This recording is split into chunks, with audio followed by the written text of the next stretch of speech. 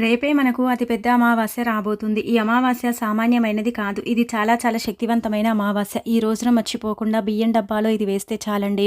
4 వైపుల నుంచి కూడా డబ్బేంటంటే గనక దూసుకొస్తుంది. అద్భుతమైన ఫలితాలనైతే మీరు చూస్తారనమాట. ఇక రేపొచ్చే అమావాస్య ఏంటంటే గనక చెప్పాలంటే చాలా శక్తివంతమైనది. శుక్రవారంతో కూడి వస్తుంది కాబట్టి చాలా మంచి అమావాస్యగా పరిగణించబడుతుందండి.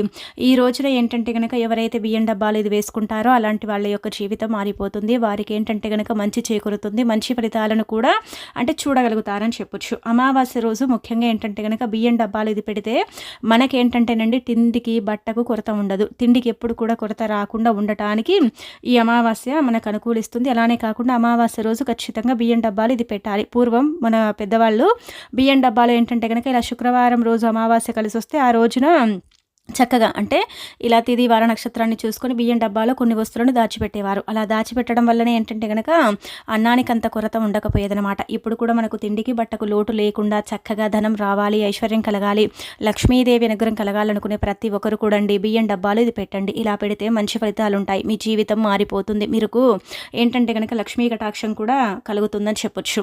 అందుకే బియ్యం డబ్బాలు ఇది ఒకటి వేసుకోండి. అమావాస్య అనగానే ఏంటంటే చాలా మంది భయపడుతూ ఉంటారండి. ఒకటి చెప్పాలంటే గనక అమావాస్య చెడుని తీసేసి మంచిని తెచ్చిపెట్టడానికి వస్తుంది. అలానే కాకుండా ఏంటంటే కనుక మన జీవితంలో ఉండే కష్టాలను తొలగించుకోవటానికి అమావాస్య ఉపయోగపడుతుందన్నమాట. మీరు ముఖ్యంగా ఈ అమావాస్య రోజు గుర్తుపెట్టుకొని ఏంటంటే కనుక మీ ఇంటి బియ్యం డబ్బాలు ఇది వేసుకోండి. మనం ఏంటంటేనండి చూడాలంటే కనుక చెప్పుకుంటే చాలామంది కూడా అండి అంటే ఈ యొక్క ప్రపంచంలో అన్నం లేక అలమటించే వాళ్ళు ఎంతోమంది ఉన్నారు.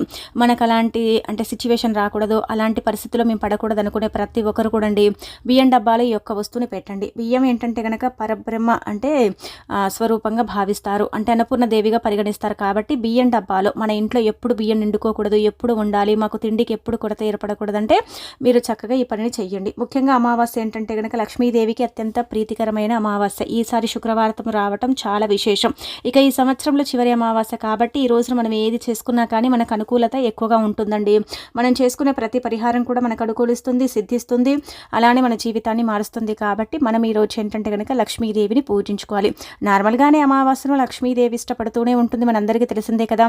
మరి లక్ష్మీదేవి ఎంతో ఇష్టపడే అమావాస్య రోజు అండి మనం ఏంటంటే కనుక లక్ష్మీదేవిని ఆవునేతితో దీపారాధన చేయటం, ఎర్రటి పుష్పాలతో పూజించటం, అలానే కాకుండా తులసి మొక్క దగ్గర కూడా చక్కగా నిష్ట నియమాలతో పూజ చేసుకోవటం ఇవన్నీ కూడా చేయాలి. అమావాస్య రోజు ఇంట్లో ఏంటంటే కనుక నాన్ వెజ్ని వండకూడదండి. అలా వండితే కోరి మనమే కష్టాలు తెచ్చుకున్న వారం అవుతాం. కాబట్టి నాన్ వెజ్ని అవాయిడ్ చేయండి. ఇంకా ఆ తర్వాత మనం గమనించుకుంటే ఏంటంటే కనుక ఇంట్లో ఈరోజు అండి నీసు పదార్థాలతో పాటు ఇంకా మనము వంకాయ కూరను కూడా వండకూడదని శాస్త్రాల్లో చెప్పబడుతుందన్నమాట. ఆ తర్వాత వచ్చేసి మనం ఏంటంటే బియ్యం డబ్బాలు ఇది ఒకటి పెట్టుకోండి. పూర్వకాలంలో మన పూర్వీకులు పెట్టేవారు కాబట్టి మీ ఇంటి బియ్యం డబ్బాలు ఇది పెడితే మంచి జరుగుతుంది. ఏమీ లేదండి, ఒక 2 ఒక్కలు 11 రూపాయలు తమలపాకులో పెట్టేసి ముందు లక్ష్మీదేవి పటం ముందు పెట్టుకొని ఆ తర్వాత సంకల్పం చెప్పుకొని దాన్ని తీసుకెళ్ళి మీ ఇంటి బియ్యం డబ్బాలో పెట్టండి. ఇలా పెడితే ధనం రావటమే కానీ పోవటం అనేది జరగదు. పూర్వకాలంలో మన పూర్వీకులు ఏంటంటే కనుక బియ్యం డబ్బాలో ఒక్కలతో పాటు చిల్లర నాణ్యాలను వేసేసి ఆ చిల్లర నాణ్యాలు ఏంటంటే కనుక పిల్లలకి ఇచ్చేవారు. పిల్లలు దేవుళ్ళతో సమానం, అంటే దేవుడికి ఇచ్చినట్టే కదా. కాబట్టి ఏంటంటే కనుక ఇప్పటికి కూడా అండి చాలా మంది ఆచరిస్తారు. బియ్యం డబ్బాలో డబ్బులు అంటే దాచిపెట్టి ఆ డబ్బుని తీసి పిల్లలకి ఇస్తూ ఉంటారు. అలా ఇవ్వటం వల్ల డబ్బు పెరుగుతుంది, సంపాదన తరగదు, సంపాదన పెరుగుతూనే ఉంటుందన్నమాట. ఐశ్వర్యం కలుగుతుంది, చక్కటి అభివృద్ధి ఉంటుంది. ఒకవేళ మీరు ఇప్పుడు అలా చేయకపోయినా పర్వాలేదండి. అంటే ఇలా ఒక్కలు తీసుకోండి, 11 రూపాయల చిల్లర నాణ్యాలు తీసుకోండి, తమలపాకు మీద పెట్టి లక్ష్మీదేవి పటం ముందు పెట్టుకొని మాకు తిండికి బట్టకు ధనానికి ఎప్పుడు కొరత ఉండదని సంకల్పం చెప్పుకొని ఆ తర్వాత తీసుకెళ్ళి మీరు ఏంటంటే మీ ఇంటి బియ్యం డబ్బాలో కానీ బియ్యం బస్తాలో కానీ పెట్టుకోండి. అలా పెట్టేసి వదిలేయండి. అవసరం ఉన్నప్పుడు అందులో నుంచి డబ్బుని తీసుకొని మళ్ళీ వేస్తూ ఉండండి. ఇలా చూడండి, మీరు కావాలంటే అబ్జర్వ్ చేసుకొని ఎంత మంచి రిజల్ట్ వస్తుందంటే కనుక అంత మంచి రిజల్ట్ వస్తుందన్నమాట. మీరే షాక్ అయిపోతారండి, మీరే ఆశ్చర్యపోతారనమాట. రేపు వచ్చే అమావాస్య చాలా చాలా పవర్ఫుల్ అండి.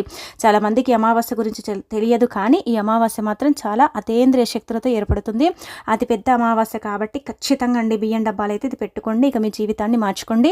అప్పుడప్పుడు ఏంటంటే డబ్బుని తీస్తూ ఉండండి, వేస్తూ ఉండండి. తమలపాకులు ఎండిపోతే తీసేసి ఏదైనా చెట్టు మొదట్లో వేసి మళ్ళీ కొత్త తమలపాకులో పెడుతూ ఉండండి. ఇలా పెట్టడం వల్ల అయితే మంచి రిజల్ట్ అనేది ఉంటుందన్నమాట. ఇది మాత్రం ఖచ్చితంగా ఆచరించేసుకోండి.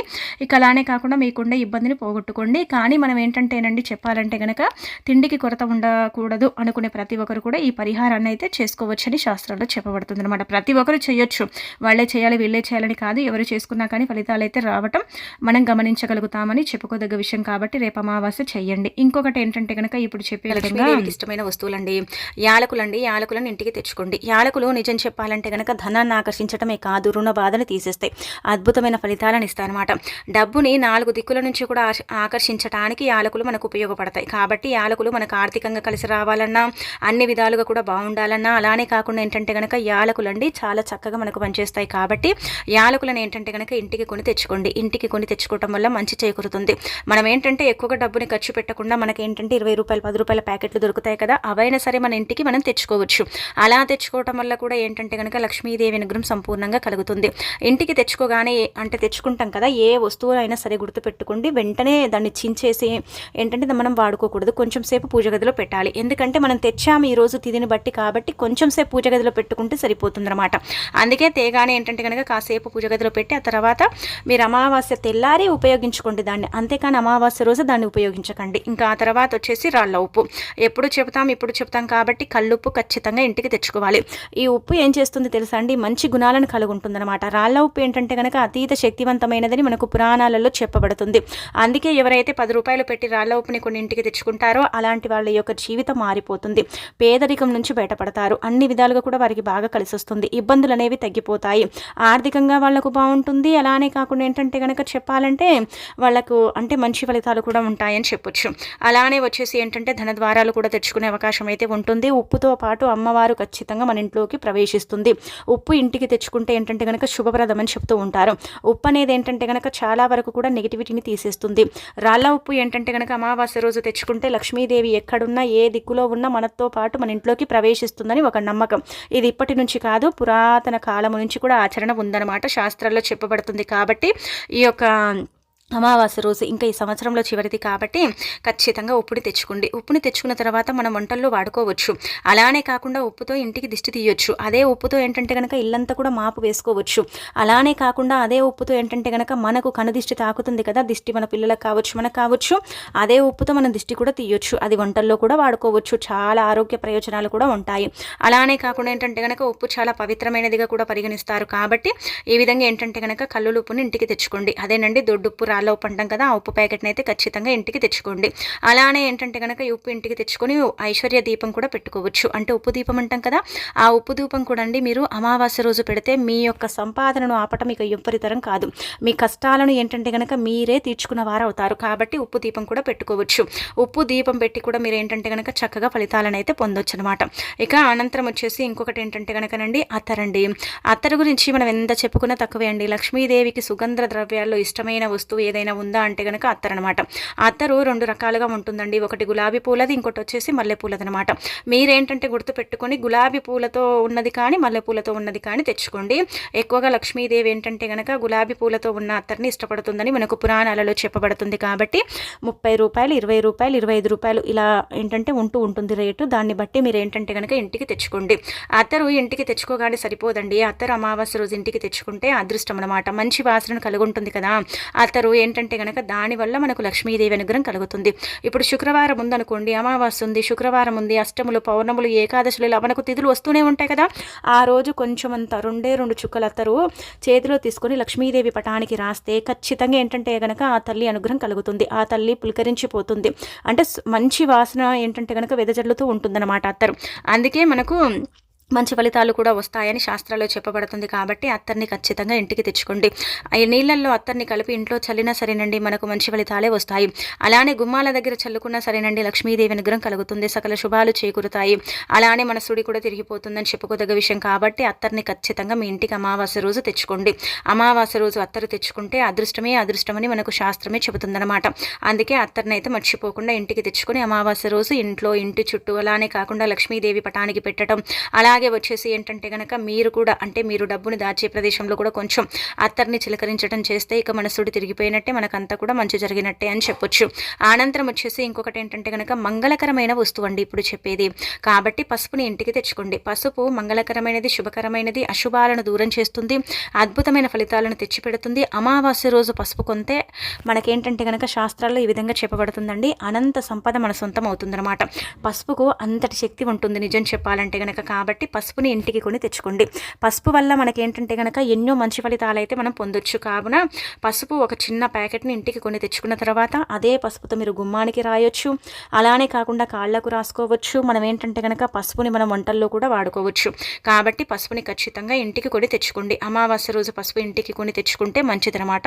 చాలా మంచి ఫలితాలను అయితే మనం చూడగలుగుతాం. కాబట్టి మనం ఏంటంటే కనుక పసుపుని ఇంటికి కొని తెచ్చుకోవాలన్నమాట. మన ఇంట్లో శుభకార్యాలు జరగవు, మన ఇంట్లో ఎలాంటి ఫంక్షన్స్ చేసుకోము, ఎప్పుడు దరిద్రమే, ఎప్పుడు ఇబ్బంది ఉంటుంది కదా.